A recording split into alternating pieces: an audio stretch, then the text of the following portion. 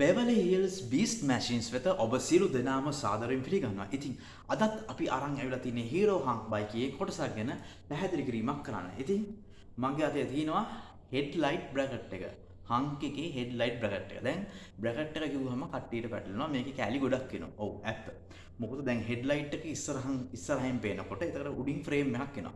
ඒ frame එකට තමයි headlight එක ගිහලා set වෙන්නේ. ඊට පස්සේ ඒ headlight එක පිටිපස්සෙන් handle T column එකට set වෙන්න එක හෙල්ලෙන්නේ නැතුව අල්ලගන්න අපි යූස් කරනවා මෙන්න මේ හෙඩ්ලයිට් බ්‍රැකට් එක.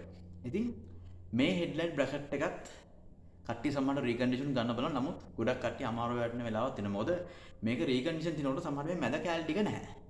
හේතුව දැන් මේ කියන්නේ බ්‍රැකට් එක වටේ තියෙනවා. මේ මැද කැලේ ටිකක් තියෙනවා. මොකද හෙඩ්ලයිට් එක හෙල්ලෙන්නේ නැතුව තියාගන්නේ මේකෙන්. මේක අලුතෙන්ම ගන්න. ඇත්තටම මම රෙකමන්ඩ් කරන්නේ රීකන්ඩිෂන් තිබ්බොත් හොඳට පාර්ට් එක බලලා ගන්න. ඉතින් තවත් අහන ප්‍රශ්නයක් තමයි ඇත්තම තව බ්‍රැකට්ස් කීපයක් එනවා. මේකට සෙට් වෙනවා ඉස්සරහා සිග්නල් ලයිට් බ්‍රැකට් එක. ඒ බ්‍රැකට් එකත් වෙන වෙන්නේ. ඒ වගේම සිග්නල් බ්‍රැකට් එකට එනවා තව නම්බර් ප්ලේට් බ්‍රැකට් එකක්. ඒතර ඇත්තටම කිව්වොත් බ්‍රැකට්ස් තුනක් එනවා ඉස්සරහා මූණේ. මේ යකඩ කූඩු කියලා ඔයගොල්ලන් කියනවා මේ බ්‍රැකට්.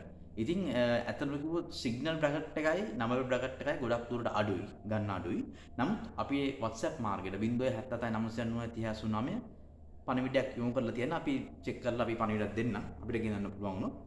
ඉතින් අද මම තන්න Beverly Hills Beast Machine